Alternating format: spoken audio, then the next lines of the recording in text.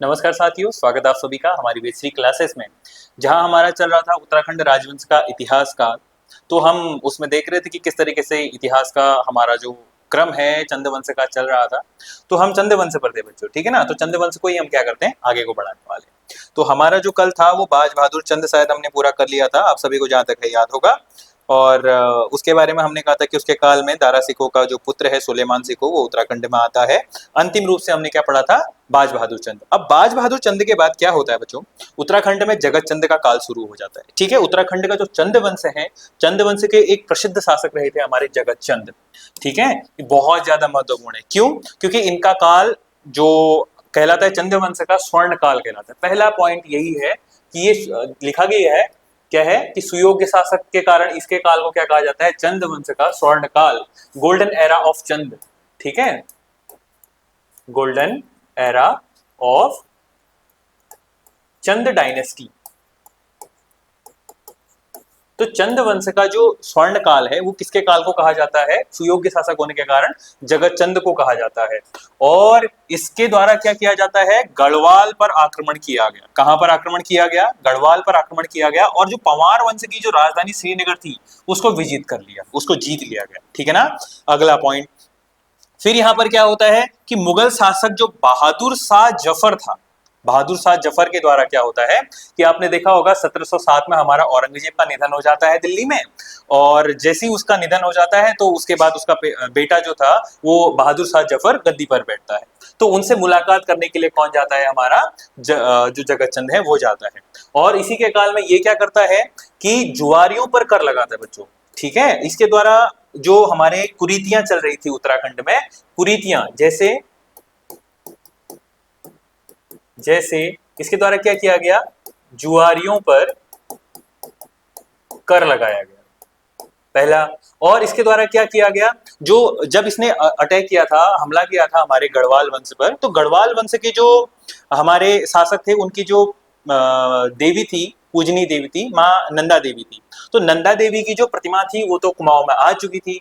और उनकी मूर्ति जब उनको वहां नहीं मिलती है, अल्मोड़ा में सॉरी, उनको जब ये श्रीनगर में नहीं मिलती है, तो ये क्या करते हैं, अपने दरबार के 200 स्वर्ण सिक्के, 200 स्वर्ण सिक्के क्या करते हैं, पिघलाकर, इन्हें पिघलाकर नंदा देवी की मूर्ति बनाते हैं,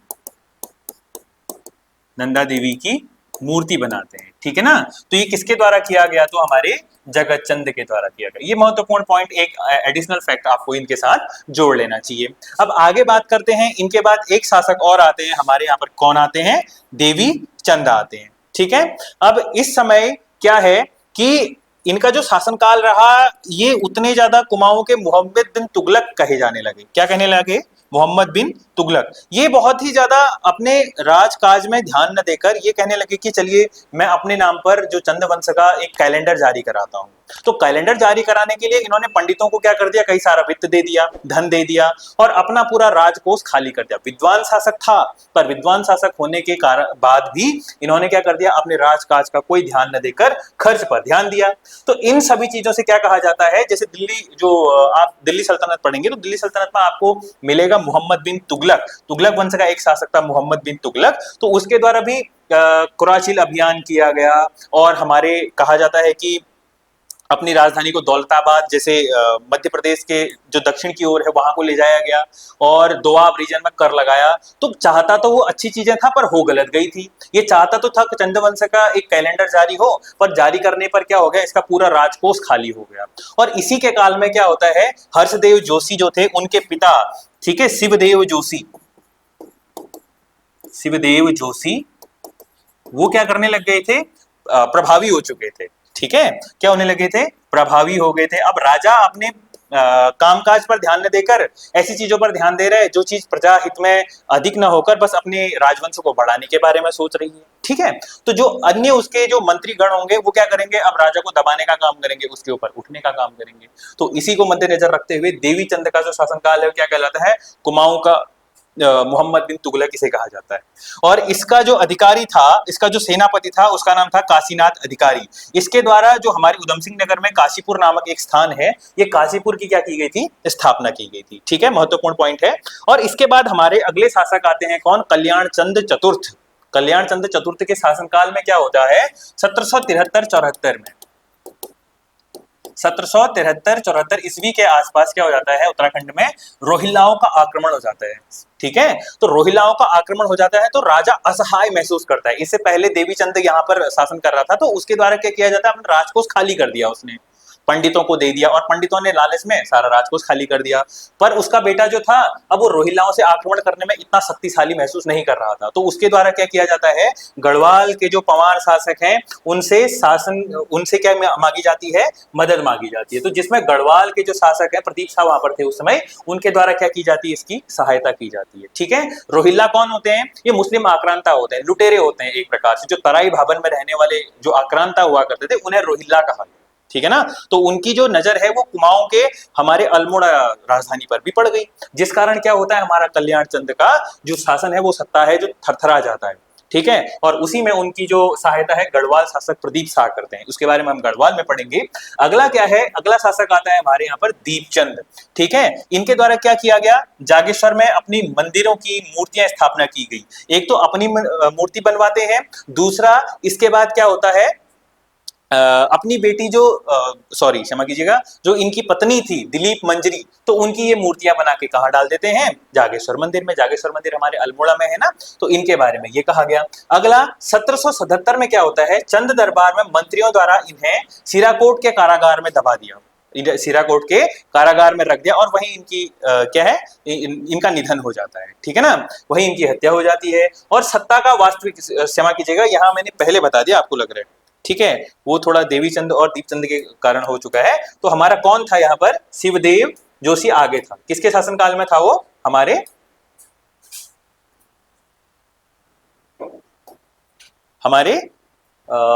दीपचंद के शासनकाल में था। तो दीपचंद के शासनकाल में शिवदेव जोशी, ये हर्षदेव जोशी जी के पिता हैं, ठीक है ना, इनके हाथों में सत्ता आ गई थी, और इन्होंने क्या कर दिया था, और पूरी राज सत्ता को बदलने का काम कर दिया। एक प्रधानमंत्री के तौर पर ये काम कर रहे होते हैं। ठीक है ना, इसके बाद कौन आता है, हमारा मोहनचंद आता है। अब दरबार में एक हमारा दरबारी था मोहनचंद, और मोहनचंद ही क्या कर देता है, इनको दबाकर इनकी सत्ता को अधिग्रहण कर लेता है। ठीक है ना, तो 1747 से लेकर 77 तक 30 साल का लगभग इनका शासन चलता है।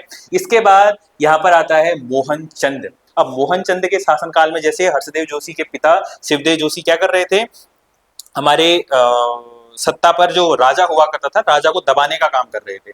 तो उसी को यहाँ पर क्या करते हैं, उनके जो बेटे थे, शिवदेव जोशी के बेटे हर्षदेव जोशी थे, उन्होंने क्या कर दिया, गढ़वाल के जो शासक थे ललित शाह, तो ललित शाह को ये क्या करते हैं, उत्तराखंड में आक्रमण करने के लिए इनवाइट करते हैं, आमंत्रित करते हैं। अल्मोड़ा में इन दोनों के बीच में क्या होता है, युद्ध होता है, जिसे बग्वाली पोखर का युद्ध कहा जाता है। ठीक है ना, और ये युद्ध कब होता है, हमारा 1779 में होता है। ठीक है ना, 1779 में ये युद्ध होता है, जिसमें ललित शाह विजय होता है। अल्मोड़ा के बग्वाली पोखर नामक स्थान पर ये क्या होता है, युद्ध होता है, जिसमें हमारा ललित शाह विजय हो जाता है। और जैसे ही ये विजय हो जाता है, तो अब इसे विजय होने के बाद अपनी सत्ता को यहाँ फैलानी पड़ेगी। ठीक है ना, तो अपने बेटे प्रद्युम्न चंद को, इसका नाम था प्रद्युम्न शाह, क्या नाम था, प्रद्युम्न शाह था, और इसके द्वारा कहा जाता है कि इसको मैं क्या बना देता हूं, दीपचंद का दत्तक पुत्र, चंद का दत्तक पुत्र के तौर पर। दीपचंद कौन था, जैसे हमने अभी से पहले देखा था ना, दीपचंद जिसे सिराकोट के जेल में डाल दिया था, ये दीपचंद, ये तो ये वास्तव में चंद्रवंश का सत्ता का राजा था। तो इसी को क्या कहा गया, अब दीपचंद का एक पुत्र है, कौन है, प्रद्युम्न शाह, अब उसी का नाम क्या हो गया है, प्रद्युम्न चंद, और वे यहाँ पर क्या करेंगे, सत्ता में राज करेंगे। तो इनका जो शासनकाल रहता है बच्चों, ये 1789 से लेके 1786 तक रहता है। ठीक है ना, 1786 तक प्रद्युम्न शाह प्रद्युम्न चंद के तौर पर उत्तराखंड के जो कुमाऊं रीजन है वहां पर शासन करते हैं। और यहाँ से ललित साहब वापस चले जाते हैं और उनका रास्ते में ही क्या हो जाता है, रास्ते में निधन हो जाता है।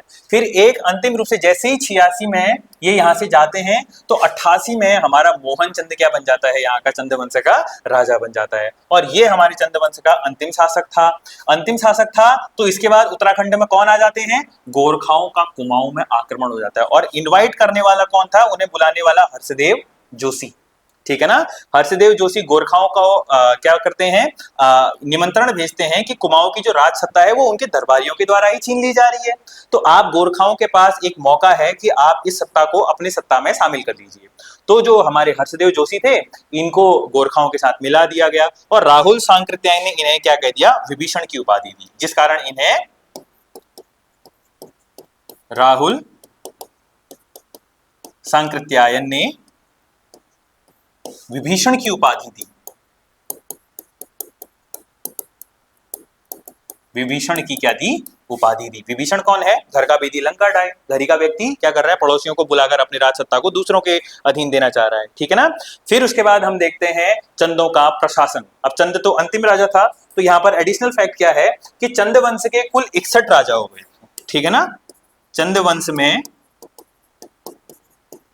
कुल कितने राजा हुए थे, 61 राजा हुए थे। ये महत्वपूर्ण है कि चंद्रवंश में कितने राजा हुए थे, प्रश्न पूछा जाता है।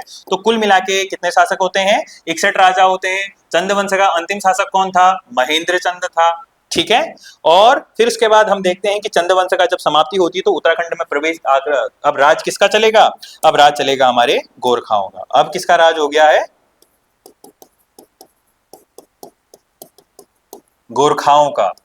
कब से, 1790 ईस्वी से। ये चलता कब तक है, 1815 ईस्वी तक, ठीक है। इसके बारे में हम आगे जानकारी प्राप्त करेंगे। अब जरा देखते हैं बच्चों कि चंद्रवंश जो है उसके प्रशासन में किस तरीके की गतिविधियां अपनाई गई थी।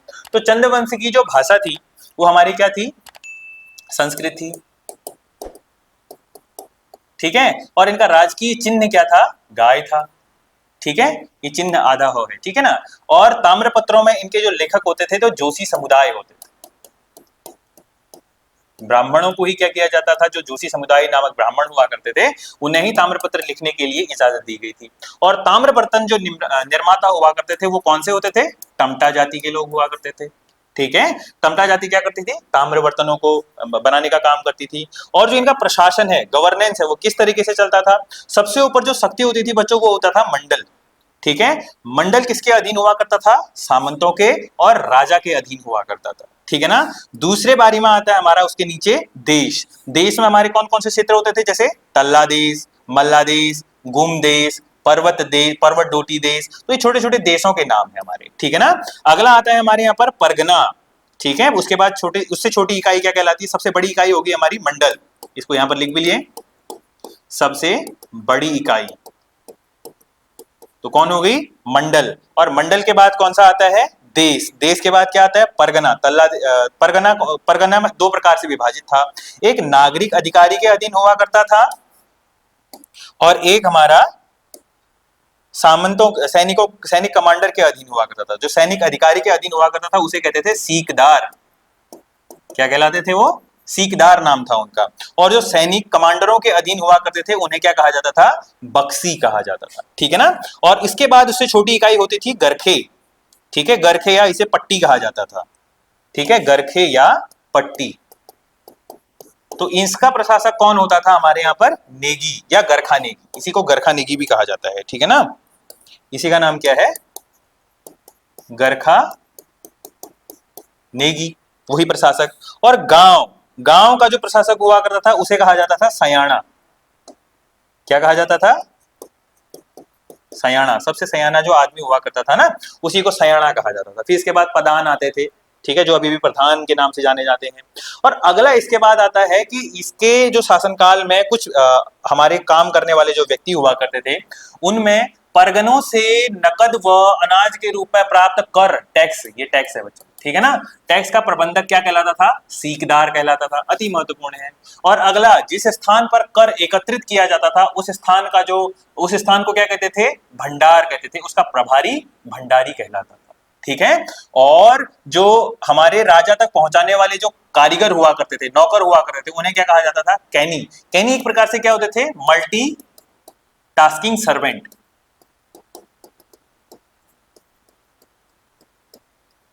ठीक है, अनेकों कार्यों को करने के लिए, जैसे कभी किसी से बोझा ढुलाया जा रहा है, किसी से बेगारी करवाई जा रही है, किसी से अपना सामान ढुलाया जा रहा है, तो वो हमारे कौन हुआ करते थे? कैनी हुआ करते थे। कैनी के बारे में भी पूछा जाता है। अब राजा जब राज कर रहा होता है तो अपने शासन को चलाने के लिए अपनी प्रजा से क्या लिया करता था? कर लिया करता था, टैक्स लिया करता था। ठीक है ना? तो उस कर को किस तरीके से लिया जाता था? तो सबसे पहले जो इसकी कर व्यवस्था थी उसका नाम क्या था? यहां पर लिख लीजिए आप, चंदों की, क्या लिखेंगे?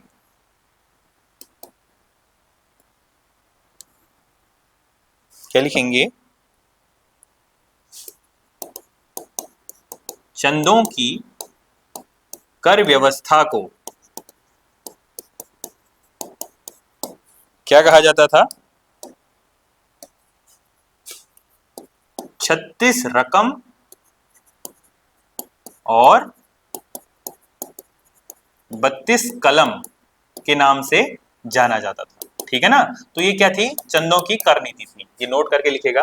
और इन्हीं करों में सबसे ऊपर जो पहला कर जिस तरीके का लिया जाता, तो 36 प्रकार के और 32 प्रकार के, 36 प्रकार के रकम और 32 प्रकार के कलम लिया जाता था। तो इसी में जो राजकर थे वो हमारे क्या थे? 36 प्रकार के लिए जाते थे। ठीक है ना? और अन्य कर हमारे 32 कर दिए जाते थे। तो कुल मिला के हमारे 68 कर लिया जाता था। 68 टाइप्स ऑफ टैक्स हमारे चंदों के समय पर लिया जाता था। उसी में हमारा सबसे पहला कर आता है जूलिया, नदी पुलों पर लिए जाने वाला कर। सिरती, छोटा सा होगा। ठीक है? तो जो हमारा सिरती था एक प्रकार से नकद कर हुआ करता था। ठीक है? तो नकद रूप से कर लिया जाता था। अगला हमारा बैकर है। बैकर क्या होता था? अनाज के रूप में कर लिया जाता था। अगला राखिया कर, रक्षाबंधन व जनेऊ के उपलक्ष्य में आपके घर में अगर कोई फेस्टिवल हो रहा है या कोई भी आप कुछ भी मना रहे हैं तो उसके रूप में आपको राजा को कुछ ना कुछ टैक्स दिया जाता था। अगला आता है भेंट कर, राजकुमारों के लिए, राजकुमारों के लिए जो दिए जाने वाली भेंट हुआ करती थी उसे भेंट कर कहा जाता था। साहू और रंतगली, लेखकों के देय कर, उत्तराखंड में कई बार पूछा गया है।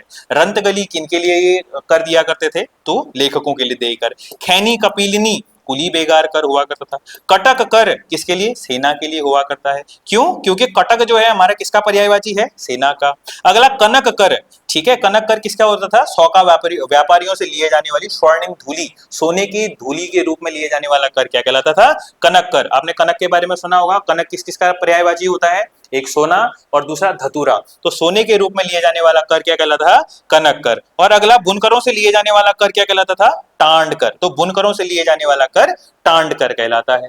ठीक है? तो ये हमने कुछ इनके बारे में, इनकी कर व्यवस्थाएं देखी। और कुछ अन्य कर व्यवस्थाएं भी होती थी। 36-68 प्रकार के हमारे इनके कर हुआ करते थे। तो उन्हें आप आगे को देखेंगे। बाकी आज के लिए इतना ही करते हैं बच्चों। ठीक है ना? और अगला हमारा जो इसके बाद राज सत्ता चलेगी वो चलेगी पंवार राजवंशावली। ठीक है? तो उसके लिए तब तक के लिए आप तैयार हो जाइए। और हमारे जो अभी तक हमने चंद राजवंश में पढ़ा था इन्हें पढ़िए। और जहां पर कोई आपको अगर दिक्कत होती है, तकलीफ होती है, तो आप नीचे कमेंट बॉक्स में कोई भी आप अपना मैसेज छोड़ दीजिएगा। अगले वीडियो के साथ मैं आपको उसे सॉल्व कर दूंगा। ठीक है? तब तक के लिए हमारे साथ बने रहिएगा। आप सभी का यहाँ तक चलने के लिए बहुत बहुत धन्यवाद। और हमारी वेद चैनल को लाइक कीजिएगा, सब्सक्राइब कीजिएगा और मेरा समर्थन करने के लिए प्लीज इस वीडियो को आगे शेयर कीजिएगा। आज के लिए बहुत बहुत धन्यवाद।